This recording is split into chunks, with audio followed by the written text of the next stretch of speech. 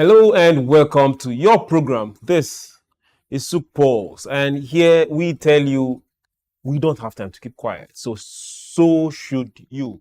Here we say keep talking. Why? Because in that talking lies the solution. And if we can provide solution, then we are in business.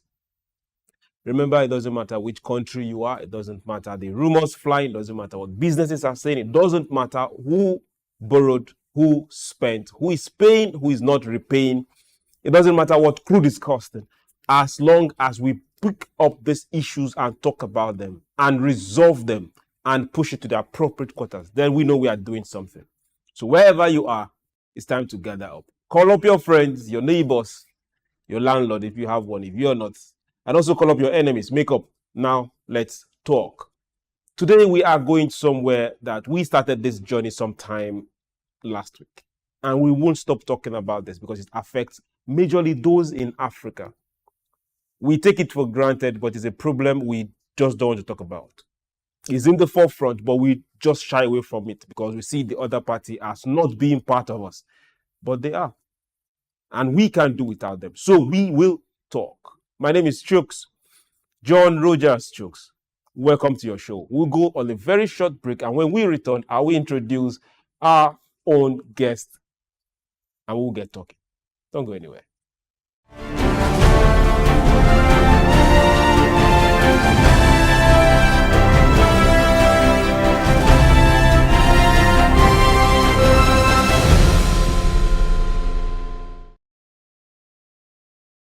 Welcome back. It's Souq. Now we are continuing our conversation with the police, the Nigerian police. For those that are wondering, I have this 100% belief that once Nigeria gets it right, Africa will follow. 200 plus million is not a joke. And Nigeria will certainly get it right. We are on that path and we will get it right. Now we are looking at the police and we are asking ourselves, policing in Nigeria, is it possible that will take away politics from it? Can we separate politics from policing?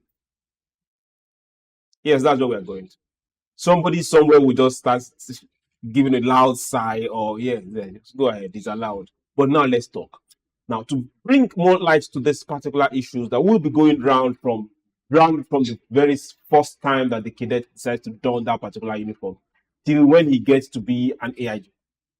If it happens for him, good and fine. We'll look at that entire process and ask ourselves, at what point in time has this person been politicized? And at what point in time can this person really stand up and say, okay, I'm more of a Nigerian than following this politician?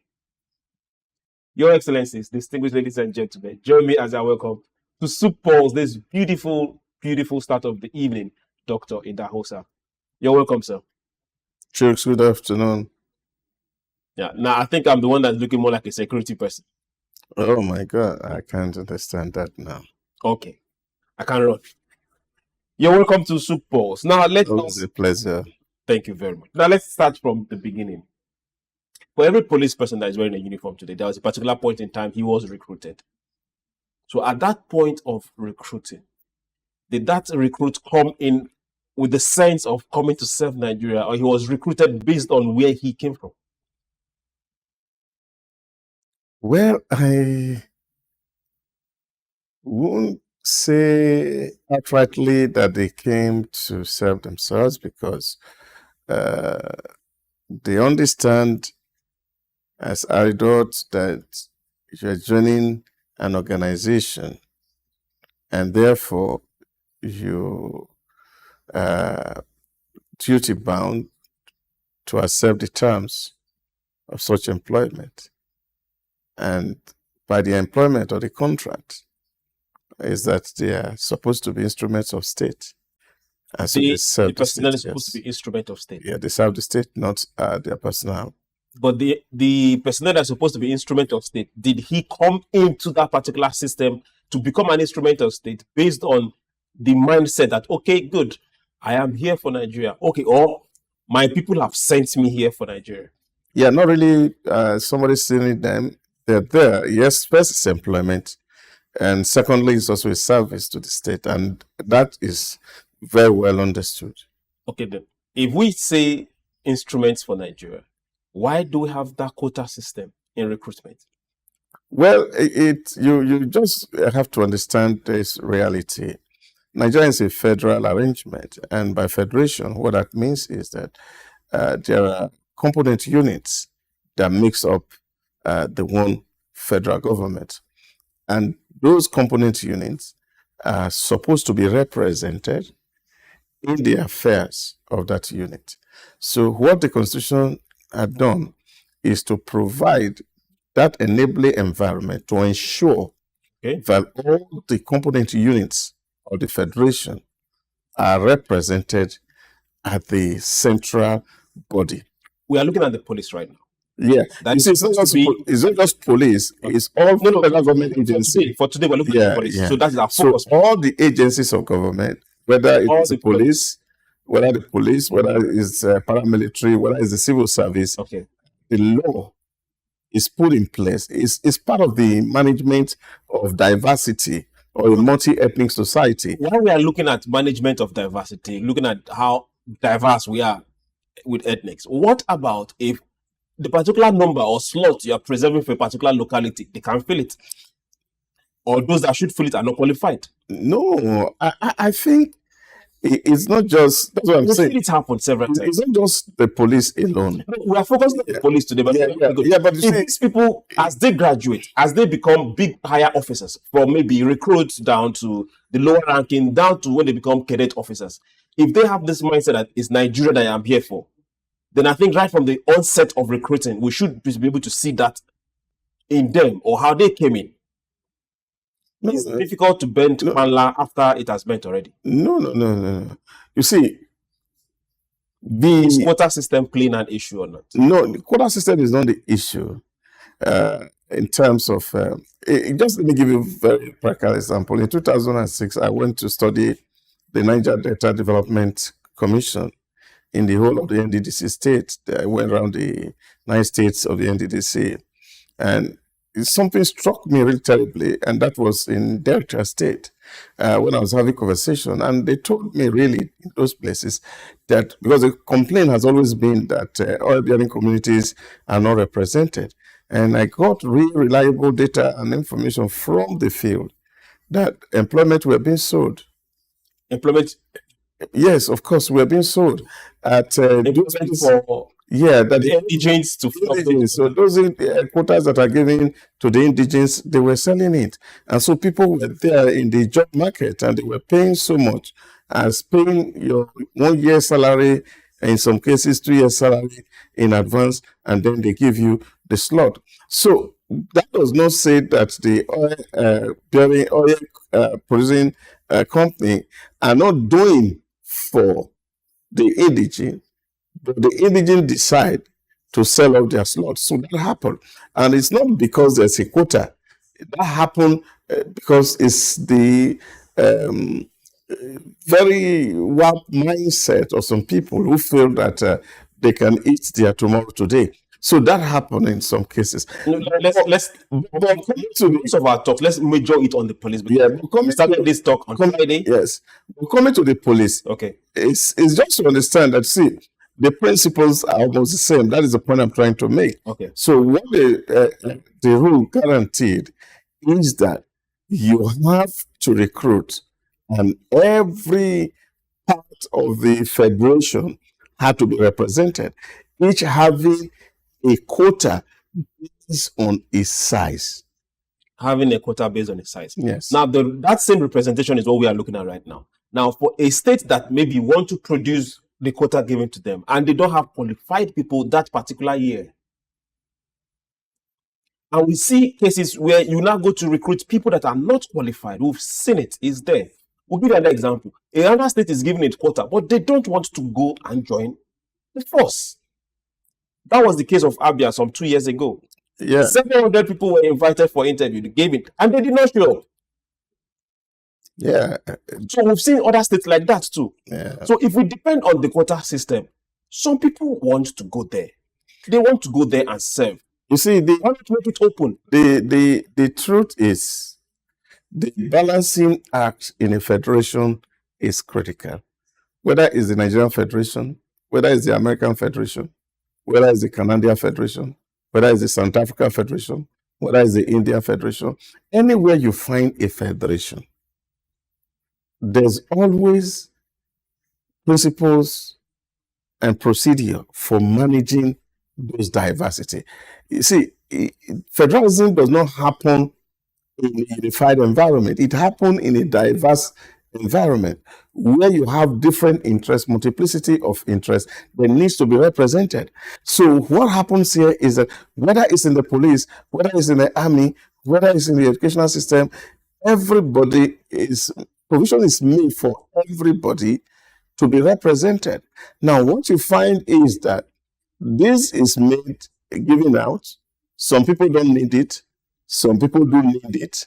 Those who don't need it can sell their slot to those who don't need it. And there's also people who may not even have the qualified people, and then they have to push whatever they have to fill their slots. So the whatever they have that is now filling the slot, does it do the nation good in the long run? Well, I am not just wanting to be too particular about the police force here. The police is our issue today. Yeah, because let's also look at some of those particular quotas we get to see. Some people somewhere are strong enough to fill up those quotas, either with a name from somebody or a region from somebody or an authority from somebody. In the long run, are they most likely going to answer to that person or answer to the state? Well, it doesn't matter how you come into the force. It doesn't matter. It doesn't really matter how you come into the force, but your allegiance is first and foremost to the nation. That's all. No, it's by law. Every other thing is secondary. So once you are found to be wanting in terms of your allegiance to the state, then you become an offender. Okay, now let's also go from the quota system recruitment and let's now go back to the federal character principle you talked about. For promotion, should it be? 2010, the Police Service Commission said federal character for promotion was going to be discontinued, but that is not what we see till today. If we look at promotion majorly for the top brass of the police force, it's still based on federal character. You know, it's unfortunate that we have found ourselves like this, but there are some few things that we really need to talk about. Immediately after the first coup in 1966 in Nigeria, January 1966 was an eye-opener to Nigeria in terms of managing our diversity when that coup happened. And when you look at the hierarchy of the military at that time, you find that it was lopsided. And those who had to manage the federation thereafter had to conceive of this idea. So they were not born out of vacuum. They were born out of reality that dawned on Nigeria when... With the police force? Yes, of course. Okay. Because the federal system, federal character came in around 1974, I guess, and this was after that coup. Because of the reality that came to bear by the coup, that certain people who were really not interested in what was happening. 1960 till date, that's over 50 years ago. I mean, 1974. The federal character peace came in 1964. It didn't come in 1960. It came in 1974. That's 50 years. Yeah. In the next few months, yeah, 50 years. Years. Yeah. So 50 years ago, it came. The police force not jettisoning that by now? No. It's not just about it. It's a constitution. It's not the police. The police force. We want a force that... The police force... I think I should remove the word force. We want an agency that will represent not just us, but an agency who will relate. The police force is a creation of law. It finds its essence in the Constitution of the Federal Republic of Nigeria. That is the law that establishes the police force. So it does not come by its own. The federal character principle is enshrined in the Nigerian Constitution. And therefore, every agency of government, every department of government is bounded by the Constitution that gives it its being. That's particular two set of policies, the quota system and the federal character. Now, yes, the conceiving of it, it's brilliant at that particular point in time. The conceiving of it, we can give whoever, the people that did that round of applause at that point in time. But as we speak right now, we are overlooking brilliant minds in the name of federal character. You see, if you understand uh, Abraham Maslow's hierarchy of needs in psychology of things that humans will always crave after. He mentioned that there are physiological needs, which is very at the base, but you find that as people mature, there'll be need for safety and security. You find that people begin to have need for belongingness. And then, of course, you see people having need for actualization. Now, at that level of belongingness, what the quota system or the federal character is meant to address is that every part of the constituting unit of federation feel belonged to the federation by the way power, resources are distributed. But I don't think the problem is with federal character. The problem is actually the way it has been implemented over the years. Okay, you say it's the way it's been implemented. Yes. And we look at the police force and okay, this is has been implemented. Yeah, It's not yes, way. it's the same point that you are hammering on, which is the failure of the Nigerian political class, especially at the state levels, who have abdicated their responsibility of creating an ecosystem for growth and development in their state. And they are so preoccupied with national power that they ignore the very essence for which they exist. That's why today we are still talking about 18 million people out of school children in Nigeria. That's why we are still talking about all the kind of shenanigans that is going on in our secondary school. That people are to be hired to write work for some certain people. That some secondary schools don't have teachers. There are no classrooms. Some people sit down on the ground to take lessons, some under trees. And this had been a demotivation for any child who wants to go to a school because the environment is not conducive, the environment is not attractive. So if state had created that competitive environment, some of all these things that we're talking about 50 years after would have been taken care of.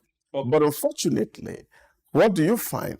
People who cannot go to school, but they have to fill a quota. And that's why you see in the last election, people were talking about some certain people bringing their PAP bill to INEC so that they can be registered to contest because they don't have WAEC certificate to present. So this is the reality that we have to deal with. That if at that point in time, the INEC officers that saw those PAP bills for registration to contest, what did they do? Well, of course, they don't have options because it's quota system. Yeah. So this is the implementation that's actually faulty. And I'm also very, very proud of Nasiru El-Rufai, the former governor of Kaduna State. At that point. When about 2 or 3 years ago, he had to write a letter to WAEC and to JAM to say that he doesn't want them to be giving children in Kaduna State lower cutoff point or grade to qualify to go to institutions of higher learning, because he realized that they are global citizens and they are going to compete globally. And as the world boundaries, walls are being pulled down, competition is stiff. They're out there. And you're not just competing as Nigerian, you are competing as a global citizen. And if you don't have the best of education, the chances of competing and winning become very remote. So he says, yeah, what you need to do for us, let our children go to school, pass their exams, and win. And one of the things he did, which was, of course... But you know that won't work. Because what he was asking for is also against the Constitution, because that quota system, when it comes to catchment areas, is also in the Constitution. No. What he was saying, in essence, was the fact that we need to strengthen our system. Yes, what did he was saying. What did he What did he went ahead to do? He went ahead to audit the primary school teachers' roll call. Okay, for those in Kaduna. In Kaduna State. Okay. To be sure that the people who are teaching the children, they are qualified. Yeah. If you remember... I guess more than 70% did not pass. They didn't pass the exam, and of course, you have to recruit new people to get into the system. Let's come back to let's come back to Nigerian police. Now, we are looking at politics. Can we just separate the police and politics? Is it something that is possible? Let's look at promotion.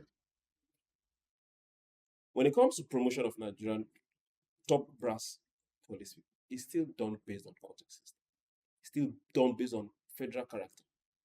For promotion, you find it that if there is an AIG that needs to come, they say, okay, good. There's 2 from the north, there is 1 from the west, the next one should come from the east. Okay, there's 2 from the east. Should we still be doing that in 2024? Yeah, but I think the proper question to ask is that should there be an AIG that is not competent? That is not competent. I think you should answer that question.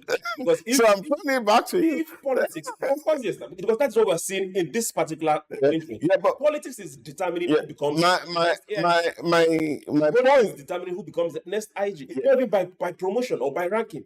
No. You see, you choose the next IG who happens to be a junior officer, then the person ahead of him has to retire. Yeah. You see, it's been done over and over again. It has become normal, which is not normal. No.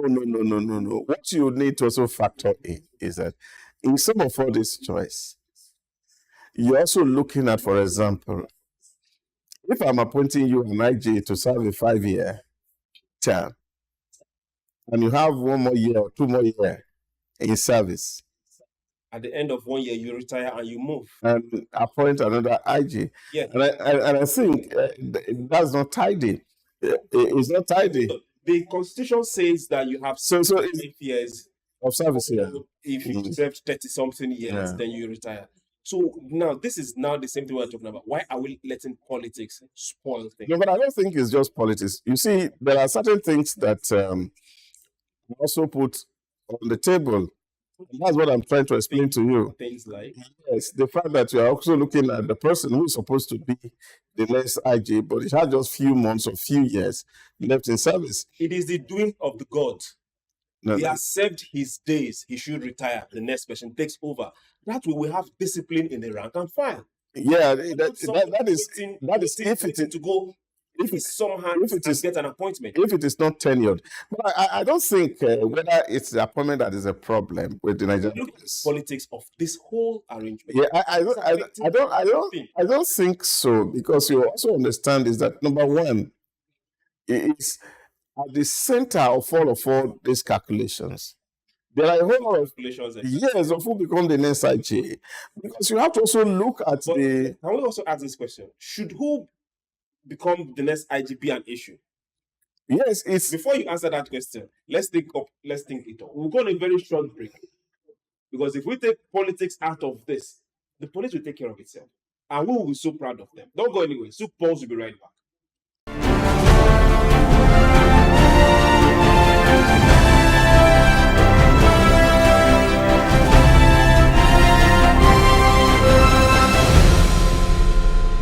Welcome back. It's Souq Pulse, and we are still looking at Nigeria. We're looking at policing, and we're asking ourselves, can we separate politics from policing in Nigeria? My name is Souq John Rogers, and I am delighted. I have Dr. Idahosa Osamanze, and he's been giving us good insights on peculiar issues that has to do with Nigeria and why we are seeing things the way we are seeing them. So the question there is, those particular peculiar things, can't we just do away with them and have a system that can run on its own? Our democracy, they say, is special. Good. As special as it is, can't it just run on its own? Yeah, but that's the point I'm making to you. Wherever you find these issues of diversity, even up to Singapore, very small country with 3 major ethnic groups, power sharing happens. But mediocres are not put at the center. They are 2 different things. Mediocres are not put at the center. Good. Which means you put your best. You put your best team forward. So the question here, which is a key problem with us, is the fact that we seem to specialize in putting our mediocres in the front. In the name of federal character? No. In the name of quota system? No. Favoritism. Okay. Nepotism. That's a problem. So the problem is not with federal character system. The problem is not with quota system, as it were. The problem is nepotism. That you see somebody who can do a thing better, though is from your ethnic nationality, but as long as it's not from your tribe, you also don't see him as a brother. This is the problem that we are contending with. So you are in position, and you are insisting that it must be for your brother or your cousin or your nephew who is not qualified. And whereas there are other thousands of people who are qualified in those zones, but are not given the opportunity. Okay, but we also get to see that there are certain regions in this country that they like going to the police, they like joining the police, and they do well. Those within the middle belt, Kogi, Benue, they like joining the police force. So why should we restrict them based on quota system? If we see that it's a trend and they just go there, they do well, let them go. You see, there's also a factor that you need to put into this conversation. Okay. Before I start putting those factors, when it comes to farming, why don't you do quota system for farming? We do. Quota system? Oh, yes. And tell the man in Nasarawa State, no. Yes. 200 of you have gone to the farm. Wait, let's let me give you the idea of the quota. Okay. They produce more of your yam. The beans come from the northeast. The rice come from the center and the west. Because those they are ground specific. See, this is the place I have. Yeah, but this is the point I want to make to also understand that there's a role that culture plays in security, architecture of a nation. But you are supposed to also get people across culture who knows their nationality to be able to actually help in curbing crime within the sphere of their influence. This is also very important. And all these things, we cannot wish them away because it's difficult for you, really. That's why you find most of the time, in terms of posting, those who are the lower range of the echelon of the police force, they are not always posted out. In short, there was a recent policy statement from Nigerian Police Services Commission that those lower ranking people should actually be deployed to their home states. They should be deployed to their home states, yeah. So is it being done? Yeah, of course. Again, this is where the real challenge for me is. Why we even say home state? Their native location. Because many of them don't even carry the name of their home state because they have gone to buy those positions from elsewhere. Which to the recruitment issue. See, my guy is Bialin Abdullahi. And that's what you say. Yeah, of course, that happens and we cannot run away from it. And I think these are some of the real things that as a country we should sit down to analyze ourselves and tell ourselves some honest truths in our face that yes, we have not done well. And this is because we have not placed merit as a front burner or the driving force of nation building. And we have all been cultivating mediocrity through the pipeline of nepotism, favoritism, and all the likes. Okay, now we are majorly all full-time focusing on police for this particular discussion. You brought up the topic, it sounded so nice, where we have to post the junior officers to their states. And I'm looking at, okay, let's just take it down to their native locations. Do you see security getting better, the architecture, if you know the policeman that is in your locality, if you know him very well and he knows the people there, do you think security will be better that way? You think there'll be a bond or a trust within citizens and their police that way? Yeah, well, I think there's also a lot of image thing that needs to be done with the police. The Nigerian police is not well perceived. It's still in its colonial element. But that is a full topic for another day. Yeah, so it's still not well perceived. So it's still in their colonial element. And what was the role of the police was to suppress the people. And that mindset has really not gone out of the police people. And this is a trouble When for you law say enforcement. it's a mindset that have not gone out of the police people, it does not go back to the way they were trained, right from when they were recruited. Do they see the citizens as the people I am supposed to go to protect? Do they see them as, these are my responsibility? I haven't been in police college before. I have not taken their courses, so I won't be able to really know what kind of curriculum that is run to train the Nigerian police. But one fact stands out clearly, and I think in terms of operation, is the fact that police people really do not answer their ethnic or politician. They actually answer to their bosses, whether it's the DPO, or whether it's the area commander, Officer in charge. or whether it's the commissioner, or the DIG or AIG, as the case may be, or who is giving the instruction to the superior. They really don't need to come from the same ethnic group for them to carry out those instructions to the letter. But there is a problem here, is the fact that they are not given a voice. See, there's this phrase, wait for your turn, which seems to silence the voices of people in the lower rank. And the law makes it very difficult for them to protest maltreatment. So they bear it. And so they live through the rank with those bad feelings. And by the time it gets to their turn, and then they take the pound of flesh from those who are coming behind them. So that circle is what has not been able to be broken.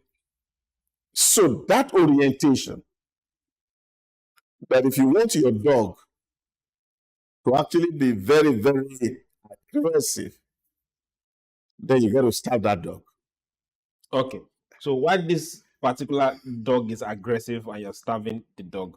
Let's look at it from this other angle. We're looking at it business-wise now, because we are all about productivity on Souq. Now, the primary assignment of the police is protection of life and property. So if we go by that particular sentence, which means the police is supposed to be pro-business, 100% pro-business. Now, with their alignment with politics, do they look pro-business at all? Well, I don't want to say that police are deeply entrenched in politics. No. And I don't think that entrenchment, alignment. I don't even think there's anything like alignment in terms of police. What is missing? What is missing in our nationhood is that sense of patriotism. Professor Peter Eke of Nigeria, God bless his soul, wrote a very profound thesis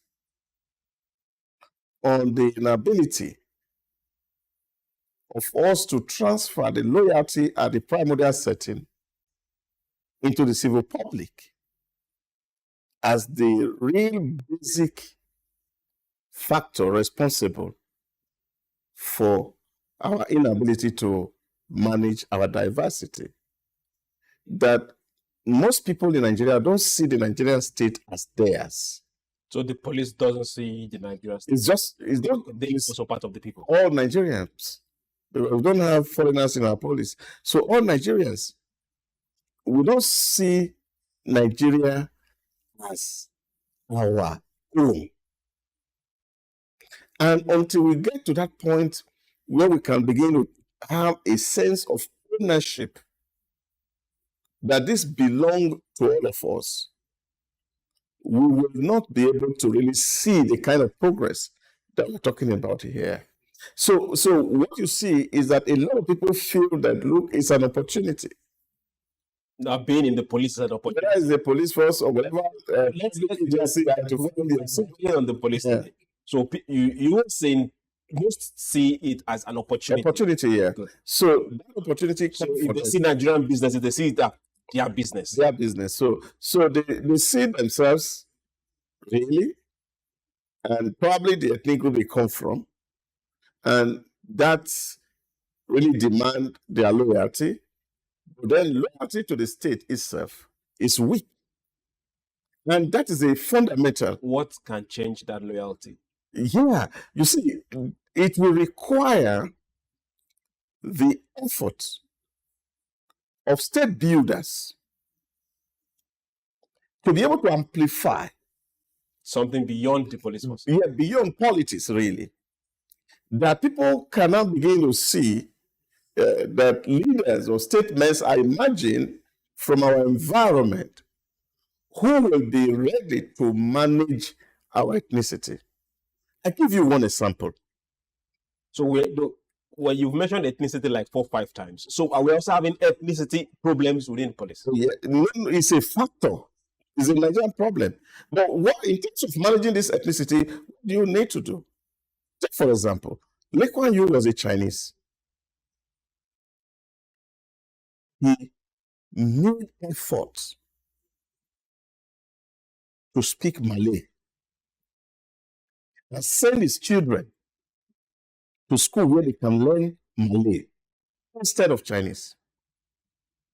Because he didn't want to see himself as, because Chinese constitute about 60% of the population of Singapore. So he didn't want to see himself as a Chinese Singaporean.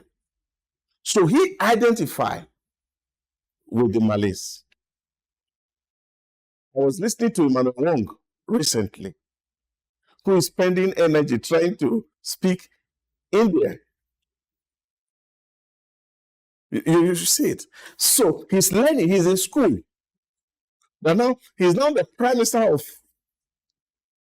Singapore. So it's not just a Malay. He also want to be identified as a Chinese Singaporean, and then, of course, an Indian Singaporean. So this effort is what helped to build or bind societies together. And this is what we see missing in our people.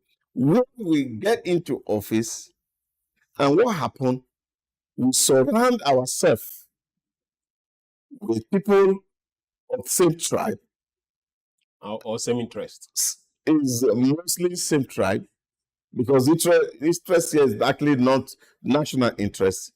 Self-made interest. Yeah, his interest is now really your primordial interest. Okay, now from police, you have taken us down to national issues. But we are coming back. This is a national problem. We are coming. Our police is our police. Police it's not a state. We don't have state police yet, so we don't even have community policing. So what we still have is a federal police, and therefore is to see the issue of the trouble of the Nigerian state as it affects all its institutions and agencies. Playing out in the police. Now let's look at the River State election. Now, we talked about this a bit on Friday. Politics, police, interest, the use of the police. Now, at the end of that process, the police were not involved. They excused themselves and said, we are not going to be part of this. Now is the constitutional part of that, we are not going there. Right, wrong, we are not going there. But the election held. Are we seeing a process that's likely going to repeat itself? Are we seeing a trend whereby other state governors, if they don't have that particular agency, we say, okay, good, we can do it with it? Well, I think that was a huge aberration, as far as I'm concerned. I don't belong to the school of thought that says wrong can be right. In the face of the law, that was a height of rascality. On the side of both the doer and the doer. Yes, of course, because everybody has a role to play in terms of the authenticity and the legitimacy of an electoral process. How are we going to explain that some people were not oppressed or suppressed? How are we also going to explain that the police, who is supposed to protect me, were not there? Yeah, they were not there because, of course, they said they were. You see, these are very few things. I've seen this played out in my state, in Edo State. These are all politics. It played out in my own state. It played out in River State right now. And I think any decent human being should be condemning some of all these things that people are doing. Can I ask a question again? Yeah. Is police the victim or the citizens are the victims? Yeah, but of course, you see, what you find here really is state capture. That is what is happening. And where some people are feeling that, well, see, I'm surprised that if states capture, you can actually State capture by yeah, you can actually say that you can run elections statewide by providing yourself security, and then there's trouble in your state, and you are calling on the police, the same you said you didn't want during the election, to come and help you cop crime. Something is wrong. Why did the police not perform their function? Police says we are respecting a court order. Court order to leave and not work? Yeah. No. What court order can that be? If there's a substituting order to say, if police cannot go on strike, then they know that they are not, that their welfare is not being taken care of. They're wearing on strike. No, I'm just giving an example. If police cannot go on strike because constitutionally they are not meant to be on strike, if they can't go on strike or stop work when they know that they are not well paid, and we all know they're not well paid, they can't go on strike when they are oppressed by their superiors. They can't go on strike when their allowance is held for months. They can't go on strike when they are living in dilapidated quarters. So why should they stop work for a day because an election was done? And you see, the kind of question you're asking is to say, why will a police who cannot go on strike, police who cannot resist oppression, why will he refuse to stand and watch an armed robber or a kidnapper carry out his oppression? It's still the same thing. It's to protect them from. So is their job to protect the armed robbers also? Hold on, sir. And the kidnappers. At the point in time, if they are excusing themselves from election processes, would they excuse themselves from keeping security within the state? Yeah, but they didn't leave the state. They didn't leave the state. You don't need to leave this. I can stay in my house and not come to work. I didn't come to work. Yeah, but we are at work. Which of the work? This is where we are heading to. Yeah. At what point are we going to say enough is this politics involvement in our police agencies? You see, it is the politicians that are dragging the institution of states to disrepute. These are blackmail. And I don't think that right-thinking human beings should subject themselves to common blackmail. Does the police know that they are being used? Well, I'm not sure that that's the real issue, because I don't think that the federal police have anything to gain or lose in whoever win the local government elections. Who wins is not any of their issue, but at the end of the day, the perception of the people, the citizens, with their police is either mad or gets better. So at this point in time, what does that part? If we have to put it on a scale, what does it look like? It doesn't look good. What are we talking about here, really? In 2015, there was a precedent. The federal election that was to produce the Nigerian president was shifted because there were security issues in Northeast that over 13 local governments in Borno State were not accessible to INEC officer, and for that state, it was shifted.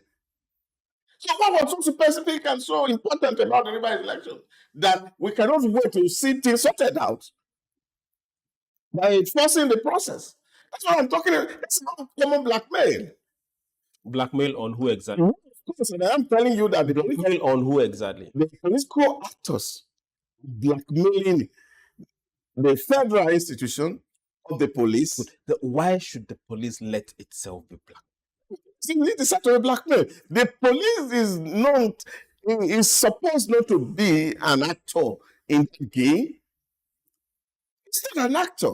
So you have to also ask the Nigerian police, what were the information at your disposal that led them to take the decision that they took? So you're not hearing from one side and then making up a conclusion that, oh, the police allow itself to be blackmailed. The police is a creation of the law, and therefore they are duty bound to obey the law. There are three angles to lawmaking. Okay. The lawmaking, the law implementation and enforcement, and then the law adjudication. Now, all these three arms are resting on different entities. One is with the legislature, one is with the executive, the other one is with the judiciary. Now, if the judiciary, who is interpreting or adjudicating on the principles of law, when the others are wrong, you have to obey it and then go to vacate it. Okay. At this point in time, we are looking at the police, who happens to be our police. Yes. The citizens' police. Yes. Good. This is our interest. We are not looking at technicalities. We're not looking at the politicians. We are only asking, at what point in time are we going to have our police be our police and not the police of the politicians? The police at play for the politicians, with the politicians, however we want to put it.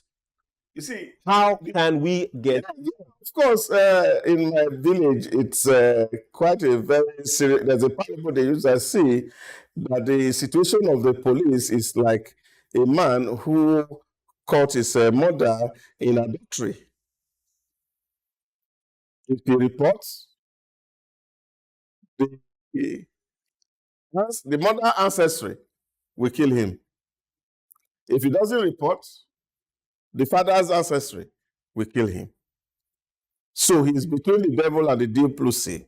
This is where the police found themselves in the Rivers case.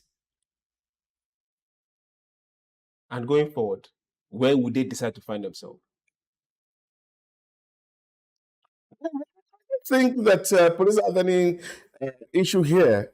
The issue here is we're seeing all the shenanigans going on in the river politics in the last how many months? That people who have dipped their hands in the pot of oil are looking for people who wear white so that they can just stain them. They are not staining, they've come beyond staining them right now. Let's dwell on our police. That is our point of interest. The police here are the one that they are the target of the oil. Okay. Is it humanly possible to have a separation between the police and politics? We have to close right now. It's not possible as long as the states remain where the police is part of the executive arm of government, and that interaction is going to be there forever. The laws don't say that there have to be distinctions. What the law says is that the law has to be followed to the letters. So the duty of the police is to see, while we're having this conversation, is to say what law of the Federal Republic was broken by the action they took. Okay. Take morality, emotions, and sentiments out of the equations. Okay. And so what is the law that the police, the federal police, run foul of in these matters that we are talking about? Okay. While the police protect life, property, while the police looks and make sure that the laws are not broken, and when they are broken and someone needs to go out there and maintain it, it is the police. We're also looking at people. When I say people, I mean citizens of Nigeria. If you live within these boundaries, also know that these are men and women like every one of us, recruited to serve not just me, you, themselves, and this nation. And it's our responsibility to support them. And the image of this country is also the image of the police. Let's not miss all this together. We expect the best from everybody. And let's not dwell on name dragging, whatever means we want to call it. But on this, we have to keep talking so that those that don't understand and those that will repeat this tomorrow will hear. And we shouldn't keep quiet about it. We do hope that the people out there realize that the nation belongs to all of us, and not just few people who come into power. Power is transient. You can have it today, tomorrow it's no longer yours. And therefore, we must not support the multitude to do evil. And I think that for me is what it is. And then we stand with what is right and do what is right. And if the citizens are themselves doing what is right, some of these issues that we are seeing today, they will not play out. If the citizens are doing what is right, some of the issues. Well, I wish I just all the issues. Okay, on this note, I want to say thank you very much, Dr. Dawsa, for coming on Souq Pulse. It was a pleasure being here. It's been a good evening. And to every policeman out there, we like you, we love you. Leave those checkpoints. Yes, we. You're still our friend, and I still hope Bill is free when he gets there. Have yourself a beautiful evening. Remember, love your neighbor and be nice. My name is Strokes, John Roger Strokes. Bye.